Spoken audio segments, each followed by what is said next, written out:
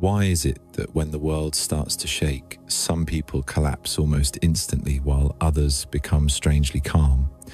Why does chaos seem to break most minds, yet sharpen a very small number of people?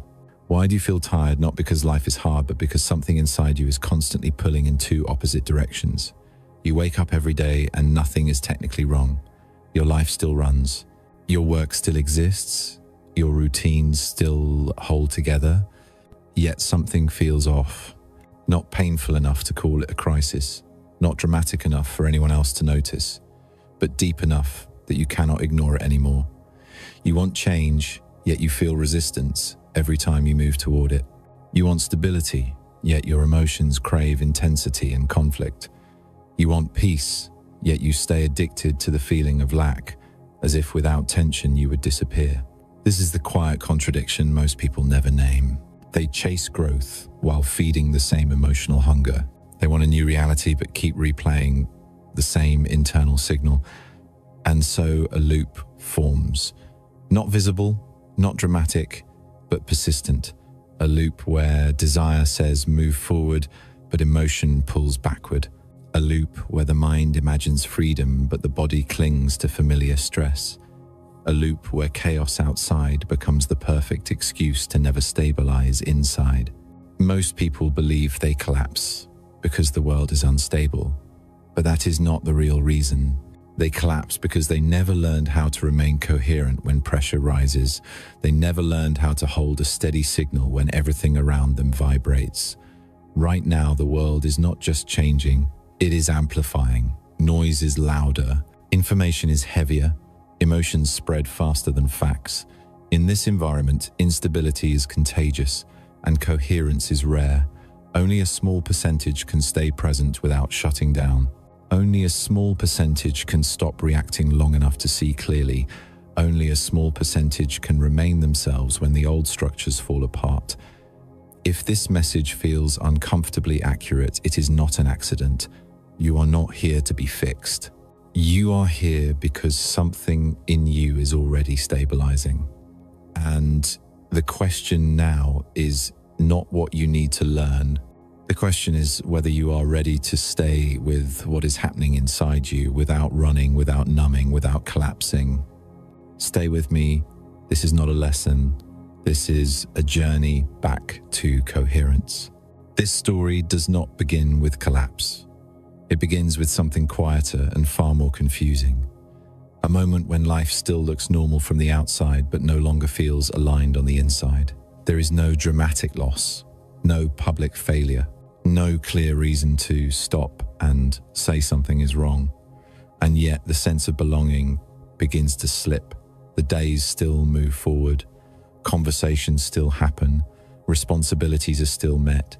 But somewhere beneath all of that, there is a growing distance between who you are being and what your system can no longer tolerate. You may not even notice it at first. It shows up as restlessness during moments that used to feel satisfying. It shows up as boredom that has no clear cause. It shows up as a subtle irritation toward things you once chased. You keep telling yourself to push through, to be grateful, to stay productive, but the signal inside you has already begun to shift. This is what most people miss. They think transformation starts with desire. In reality, it starts with misalignment. A quiet sense that the rhythm you are living no longer matches the frequency you are becoming.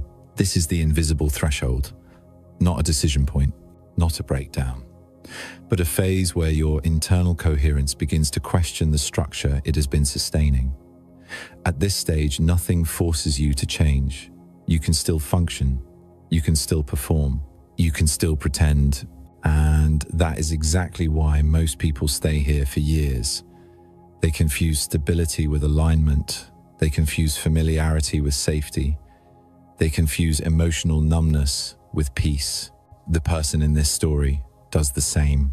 They continue living as before while something inside them slowly detaches.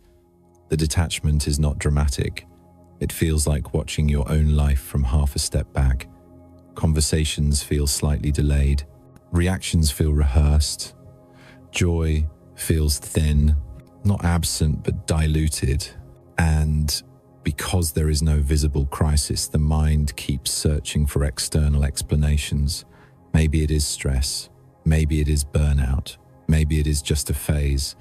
But none of these explanations fully land because the truth sits deeper. The system is preparing for a transition it does not yet understand. This is where timing matters. Videos like this do not appear when people are fully asleep. They appear when awareness has already started to stretch. When the old explanations stop working, when motivation based on fear or lack begins to fail, you might feel like you are losing direction. But what is actually happening is that your internal reference point is dissolving. You are no longer orienting yourself purely through external validation. You are beginning to feel from the inside whether something is coherent or not. This can feel disorienting because coherence does not announce itself with excitement. It arrives as silence, as neutrality, as a strange calm that does not come from control. The person in this story does not name any of this yet. They only notice that forcing themselves feels heavier than before, that chasing goals feels hollow, that reacting emotionally feels exhausting. They begin to pause without knowing why. They stop responding immediately. They hesitate where they once rushed. This is not growth in the way the world describes it. There are no affirmations, no techniques, no manifesting rituals. There is simply a growing sensitivity to internal friction. And with that sensitivity comes discomfort, because the old way of living relied on tension to feel alive, stress to feel purposeful, urgency to feel important. As those signals weaken, there is a temporary emptiness, and this emptiness scares most people back into noise. But a small percentage stay. They do not know what they are staying for. They only know that returning to the old rhythm feels impossible. This is where the journey truly begins. Not with answers, not with clarity, but with the willingness to remain present inside the unknown without filling it, without distracting from it, without collapsing into old patterns. This threshold is invisible to everyone else. But if you are here, you have already crossed it. And the rest of this story is not about becoming someone new. It is about stabilizing as who you already are beneath the noise. Life continues to operate the way it always has. You wake up on time, you complete what needs to be done, you answer messages, you participate in conversations. There is no clear sign that you are in crisis. If someone looked at you, they would say, "You are fine." And because of that, you also tell yourself the same thing. But inside, it is a different story. Not loud, not intense, just a quiet misalignment. The things that once excited you now feel mechanical. You still smile at the right moments, but you no longer feel the joy fully. You still achieve small goals, but the sense of satisfaction fades quickly. Everything feels like it is happening through a thin layer of glass. You are there, but not fully inside it. You begin to notice that your emotions no longer move in sync with your external life. When work progresses, you do not feel energized. When challenges appear, you do not feel panicked like before. Instead, there is a suspended state, not painful enough to seek help, not joyful enough to keep running. This is the state many people get stuck in but never name, because society only recognizes clear states, success or failure, fine or not fine. But this state sits in between, and it is the first sign of a deeper change. You begin asking questions without shape. You do not ask what you want. You ask why the things you once wanted no longer pull you forward. You do not ask how to improve. You ask why trying feels heavier than before. These questions do not immediately lead to action. They simply exist, floating in the background of your awareness. And strangely, you do not rush to answer them. In the past, you always needed solutions, always needed the next step, always needed the feeling of moving forward. Now, sitting with an unanswered question starts to feel familiar. This makes you uncomfortable because your old system was built on reaction. on always doing something. When you are not acting, you feel like you are falling behind. But when you act, you feel it is not right. This is the core contradiction. You are no longer coherent with yourself. Old pleasures are no longer strong enough to keep you. Old fears are no longer strong enough to push you. You are in a neutral zone no one teaches you how to survive in. Relationships begin to shift in subtle ways, not through conflict, not through separation, just a gradual loss of resonance. Conversations start to repeat. Familiar topics suddenly feel empty. You listen, but you are no longer fully engaged. You respond, but you are no longer connected. Not because others have changed, but because you no longer vibrate at the old frequency. This creates a quiet sense of guilt. You wonder if you have become cold, if you are losing something important. You try to go back. You try to feel the way you used to. But the more you try, the clearer the difference becomes. Your body begins to reflect this as well.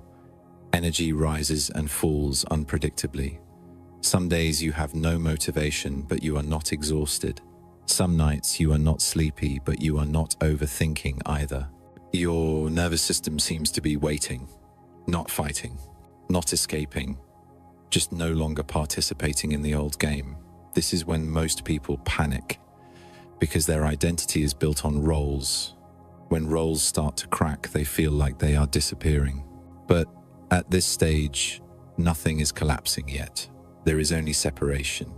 You start observing yourself more, not through analysis, but through awareness. You notice you react more slowly than before. You are no longer pulled by every stimulus.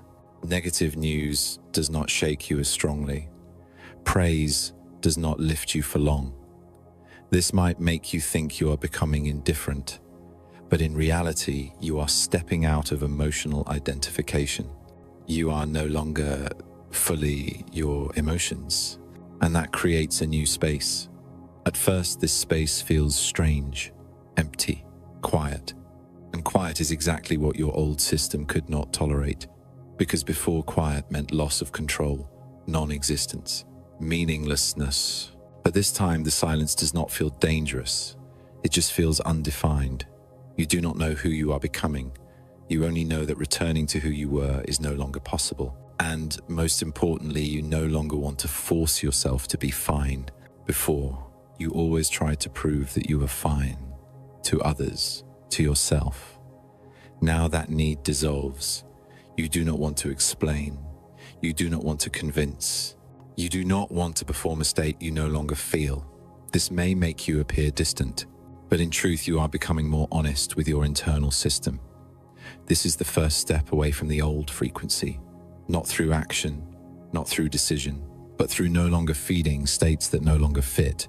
When everything is fine but you are not fine, that is not a sign of weakness. It is a sign that restructuring has begun at a deeper level. And if you are here reading this and it feels familiar, it means you are not imagining anything. You are in the exact phase that very few people are willing to stay in long enough to understand. At first, the resistance does not feel like fear. It feels like gravity. A subtle pullback toward what is familiar, even when familiar no longer feels good. You tell yourself nothing is wrong. You tell yourself you are just tired. You tell yourself this is not the time to change anything. And yet every time you attempt to move forward in a new way, something inside tightens. The body hesitates. The mind fills with reasons. The emotional field becomes heavy. This is the moment the old ego begins to defend its territory. Not loudly, not aggressively, but strategically. The ego does not announce itself as an enemy. It presents itself as protection. It reminds you of who you have been. It reminds you of what you have survived. It reminds you of the systems that once kept you safe. And it asks a quiet question: why risk losing what still works? This is where many people misunderstand what is happening. They think they are failing to change. In reality, the system that once ensured survival is sensing a loss of control. The ego is not evil. it is efficient. It was built during moments where certainty mattered more than truth. It learned patterns that reduced risk. It learned behaviors that avoided pain. And now, as coherence begins to rise, those patterns start to feel threatened. The ego responds by amplifying doubt, by replaying old narratives, by creating a sense of urgency around returning to the known. You may notice old habits resurfacing, not because you want them, but because they feel grounding. You may feel drawn back to distractions you thought you had outgrown, endless scrolling, emotional drama, overworking, overthinking, anything that recreates the familiar tension, because tension is what the ego recognizes as life. Calm feels like disappearance. Presence feels like loss of identity. So the system resists. Fear becomes vague and hard to name. It is not fear of a specific outcome. It is fear of not knowing who you will be without the old reactions, without the old urgency, without the old self-story. The ego asks another question: if I let go of this, who am I? And because there is no immediate answer, the system interprets this as danger. Safety for the ego has never been about peace. It has always been about predictability. Even predictable suffering feels safer than unknown stability. So you feel the pull, a desire to return to old rhythms, old conversations, old ambitions, old emotional cycles. You might even convince yourself that you were happier before, that you were more motivated, more driven, more alive. But if you look closely, you will see that what you are missing is not joy, it is stimulation. It is the constant chemical movement that kept you from feeling the deeper silence underneath. The resistance also shows up as self-judgment. You tell yourself you are wasting time, that you are becoming lazy, that you are losing your edge. The ego frames stillness as weakness.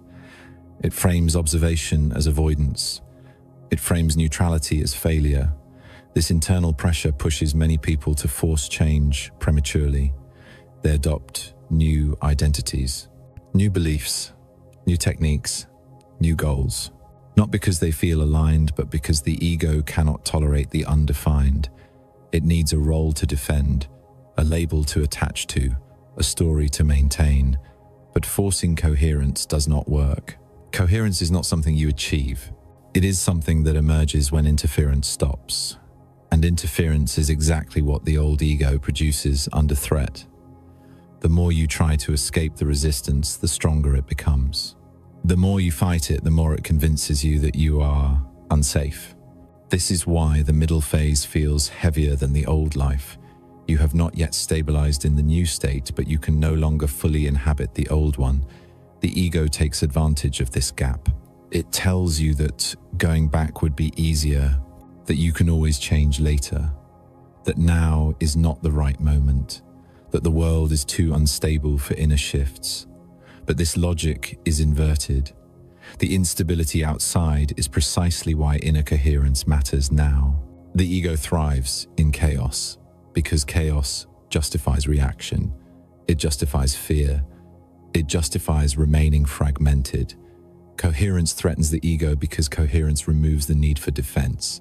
When the system becomes coherent, the ego loses relevance. Not because it is destroyed, but because it is no longer in charge. And that is what it resists most. Control, slipping away without a fight. You may notice that during this phase, your mind tries to solve everything. It analyzes, it revisits the past, it projects into the future. It tries to calculate the safest route forward. But coherence does not respond to calculation. It responds to presence. And presence is what the ego cannot simulate. Presence exposes patterns without judgment. Presence does not negotiate with fear.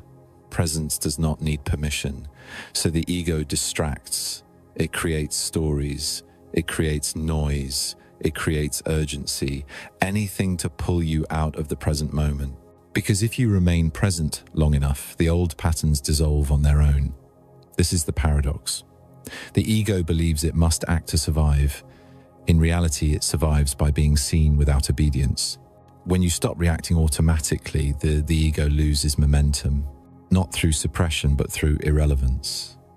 The resistance phase is exhausting because you are learning a new form of strength, a strength that does not come from effort, a stability that does not come from control. This feels wrong to the old system. It feels like giving up, but it is not giving up. It is stepping out of a fight that no longer serves you. Many people mistake ego resistance for intuition. They think the heaviness is a sign to stop, but intuition feels clear. Resistance feels tight.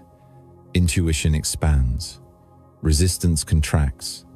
When you learn to feel the difference, you stop obeying the wrong signals. The old ego will try one last strategy. It will attempt to make you prove yourself, to others, to the world. It will whisper that coherence is meaningless without recognition, that calm is useless without results, that presence is passive. Do not believe this. Coherence is not passive. It is stabilizing, and stabilization is power in a collapsing environment. When everything else reacts, the one who does not react becomes the reference point. This is why only a small percentage make it through this phase. Not because they are special, but because they are willing to stay with discomfort without turning it into drama. They let the resistance pass without feeding it. They let the old identity loosen without replacing it immediately. They allow uncertainty without rushing to define it. And slowly something shifts. The pull weakens. The fear loses shape. The old habits stop calling. Not because of discipline, but because the nervous system begins to feel safe in stillness. This is the moment the old ego stops fighting. Not because it is defeated, but because it is no longer needed. And what remains is not emptiness. It is coherence beginning to settle. Coherence does not arrive as a revelation. It does not come with excitement or certainty. It arrives quietly as a change in how your system responds to pressure. At first, you may not even recognize it. You only notice that situations which once triggered immediate reaction now pass through you with less force. You still feel them, but they do not pull you into collapse. Fear begins to lose its sharp edges. It no longer contracts the body in the same way. Instead of tightening, it now feels like information, a signal rather than a command. This is where the shift begins. Fear contracts, clarity expands. When fear dominates the system, everything narrows. Attention shrinks. Options disappear. The body prepares for survival rather than perception. But as coherence starts to form, the opposite happens. Awareness widens. Time feels slower. Space opens between stimulus and response. This space is not something you create. It is something that appears when interference decreases. Interference is emotional noise, unresolved tension, and compulsive thought loops. As these quiet down, the system naturally synchronizes. Coherence means alignment between body, emotion, and thought. When these three operate in different rhythms, the system experiences internal friction. You feel tired without reason. You feel restless without direction. You feel confused even when information is clear. But when coherence begins to settle, the friction reduces.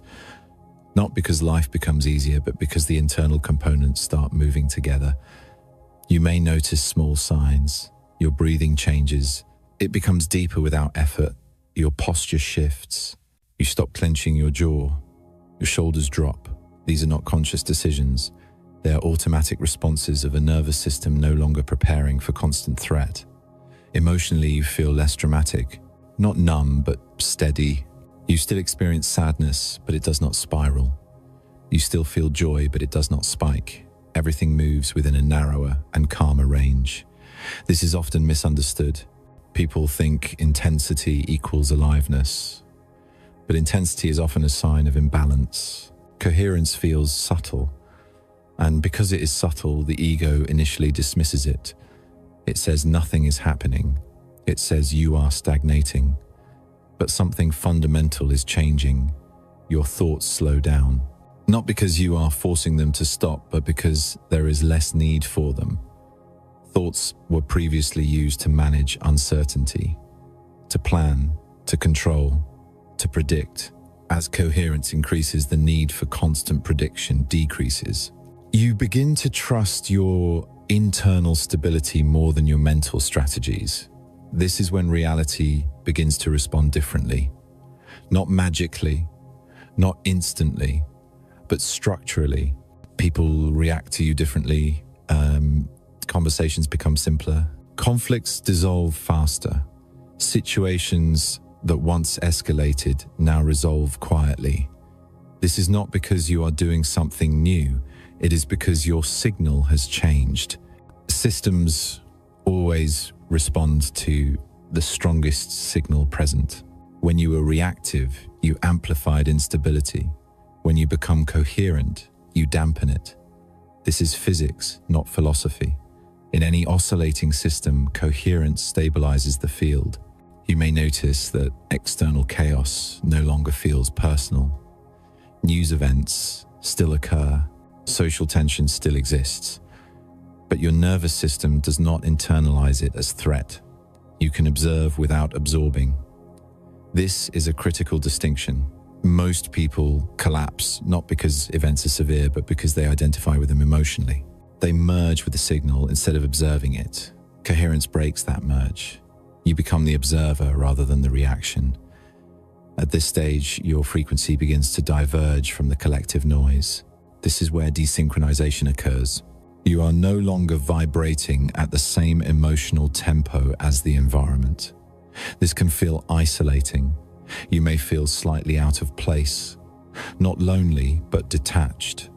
The world seems louder, faster, more frantic, while you feel slower, quieter, more grounded.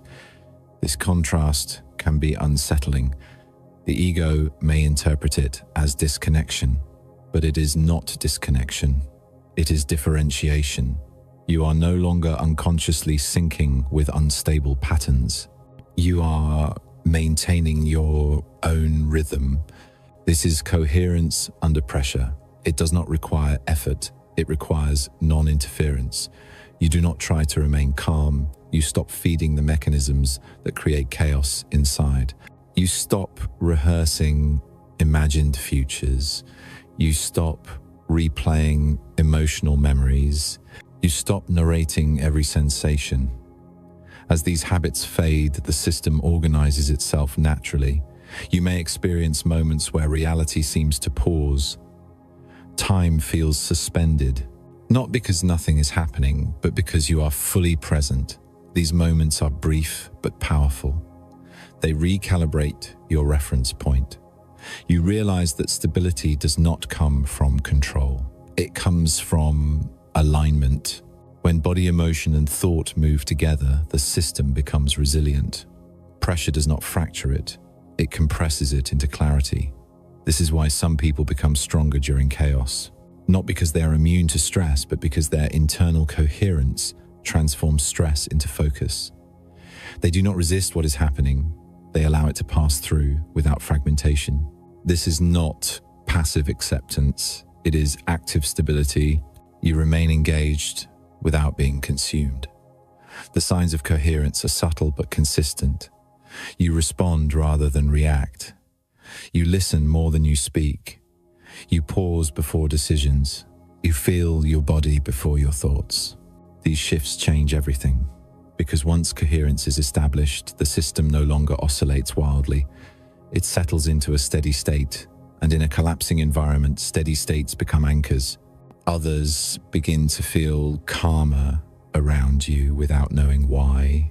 They may seek your presence, your opinion, your silence, because coherence is felt, not explained. This is when the old identity fully dissolves. You are no longer defined by roles. You are defined by presence. And presence does not need validation. It does not need urgency. It does not need to prove itself. It simply stabilizes the field it enters. This is the stage most people never reach, because it requires letting go of emotional addiction, addiction to drama, to urgency, to intensity. Coherence feels almost boring to an untrained system, but boredom is simply the absence of chaos. And chaos was never aliveness. It was fragmentation mistaken for vitality. As coherence deepens, you begin to understand something fundamental. Stability is not static. It is dynamic balance. You are still moving, still changing, but movement happens within alignment rather than resistance. This is why collapse no longer scares you. Collapse only affects unstable structures. Coherent systems adapt, they reorganize, they evolve. You are no longer afraid of the world falling apart because you are no longer built on fragile patterns. You are built on presence, and presence does not break. It observes, it adjusts, it remains. This is the threshold where coherence becomes identity, not an idea, not a practice, but a way of being. And once you cross it, there is no going back, because fragmentation no longer feels like home. The collapse does not arrive as chaos. It arrives as quiet certainty, a knowing that something has ended even though nothing dramatic has happened. You do not wake up to destruction. You wake up to indifference towards structures that once defined you. Goals lose their gravity, not because you failed to reach them, but because they no longer pull your energy forward. Relationships begin to soften at the edges, not through conflict, but through distance that feels natural rather than forced. You stop reaching out to maintain dynamics that require performance. You stop explaining yourself. You stop justifying pauses. This is where many people panic, because externally it looks like loss, but internally it feels like relief. The old frequency was built on pursuit, on becoming, on proving, on running toward an imagined version of yourself that always stayed one step ahead. When that frequency collapses, the chase ends. And without the chase, the ego does not know how to measure worth. This is why the mind tries to label this phase as failure. It says you are giving up. It says you are settling. It says you are wasting potential. But those thoughts carry no charge anymore. They pass through without gripping the system. You can see them as echoes of a structure that no longer exists. The collapse reveals itself in subtle behaviors. You no longer rush to respond. You no longer feel the need to fill silence. You no longer feel anxious when plans dissolve. You notice that effort without alignment drains you immediately. You can no longer override the body. This is important. The body is now leading. Before, the mind dictated direction and the body followed until it broke. Now the body refuses incoherence. If something is misaligned, you feel it instantly. Tightness appears, energy drops, attention fades. This feedback is not punishment, it is guidance. As the old frequency collapses, external mirrors shift as well. People who thrived on your reactivity lose interest. Dynamics based on emotional exchange no longer sustain themselves. You may notice fewer messages, fewer invitations, less noise. This can feel like isolation if you interpret it through the old lens. But if you stay present, you realize nothing valuable has been taken. What leaves were attachments, not connections. Attachments require tension to exist. Connections exist in coherence. This is why you no longer want to convince anyone. You no longer want to be understood at all costs. You would rather be aligned than accepted. This marks the point of no return. You cannot go back to pretending that incoherence is functional. Even if you try, the system rejects it. This is the phase where the world may still be unstable, but it no longer destabilizes you. News cycles rise and fall. Markets shake. Narratives clash. But your internal state remains centered. Not because you are disengaged, but because you are not feeding the emotional amplification. You can act when necessary. You can speak when needed, but you are no longer pulled into constant reaction. This scares people who are still operating in the old frequency. They may interpret your calm as coldness, your boundaries as distance, your neutrality as lack of care. But what they are sensing is the absence of hooks. You are no longer available for emotional manipulation, not because you hardened, but because you stabilized. The collapse of the old frequency also dissolves urgency. Time feels different, not slower or faster, but less pressured. You stop racing toward milestones. You stop measuring days by output. You stop living in anticipation of future relief. Relief is now available in the present moment. This changes everything. When you are no longer chasing relief, you no longer tolerate unnecessary stress. You simplify, you reduce, you choose clarity over complexity. This is not minimalism as an aesthetic. It is coherence as a survival mechanism. Complex systems collapse under pressure. Simple, aligned systems adapt. This is why the old frequency cannot survive prolonged instability. It was built for performance, not resilience. It required constant energy input, constant validation, constant stimulation. When those inputs become inconsistent, the system fails. The new frequency does not require input. It generates stability internally. This is why it persists. During this phase, you may experience grief, not dramatic grief, but a quiet mourning for versions of yourself you will never return to. Ambitions you once held, identities you once wore. This grief does not pull you backward. It passes through cleanly. You honor what was without needing to revive it. This is healthy dissolution. The collapse is complete when you stop asking who you should be.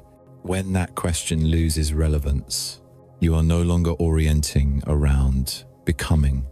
You are orienting around being coherent. From this place, action becomes precise. You do less, but it carries more weight. You speak less, but it lands deeper. You move slower, but with clarity. This is not withdrawal from life. It is a shift in how life moves through you. The old frequency collapsed because it was built on resistance. Resistance to uncertainty. Resistance to silence. Resistance to not knowing. The new state allows uncertainty without tension. It allows silence without fear. It allows not knowing without collapse. This is why you are no longer afraid of endings. Endings do not threaten coherence. They refine it. When the old frequency collapses, there is no dramatic victory, no announcement, no external recognition. There is simply a stable presence where fragmentation used to be. And that presence becomes the foundation for everything that follows. You are no longer trying to hold your life together. It holds itself. Staying does not look like effort. It looks like restraint. After the collapse of the old frequency, there is a temptation to do something with the new stability, to turn it into progress, to use it to create results, to prove that the change was worth it. This temptation is subtle and it sounds reasonable, but it is the last echo of the old system trying to reassert itself.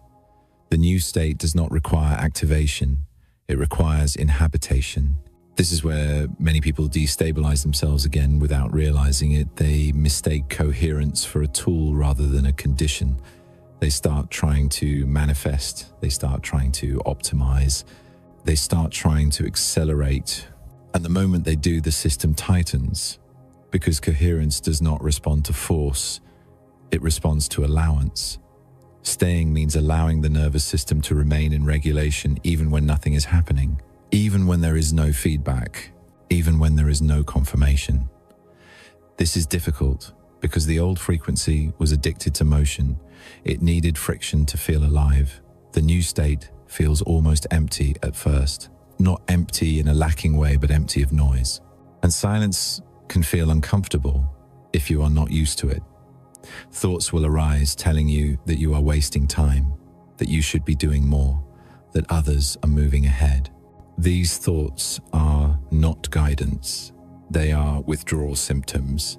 The system is adjusting to a new baseline where urgency is no longer required. Staying means you do not respond to these signals. You let them pass.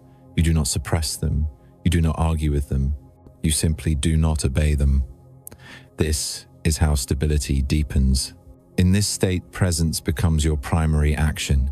You notice sensations without labeling them. You notice emotions without amplifying them. You notice thoughts without following them. This does not make you passive. It makes you precise. Action now emerges from clarity rather than compulsion. When you act, it feels clean. There is no inner negotiation, no hesitation, no afterthought. You move and then you stop. There is no excess. This is unfamiliar to a system trained on overextension. You may find yourself doing less in a day but feeling more settled at night. Sleep becomes deeper, not because you are exhausted,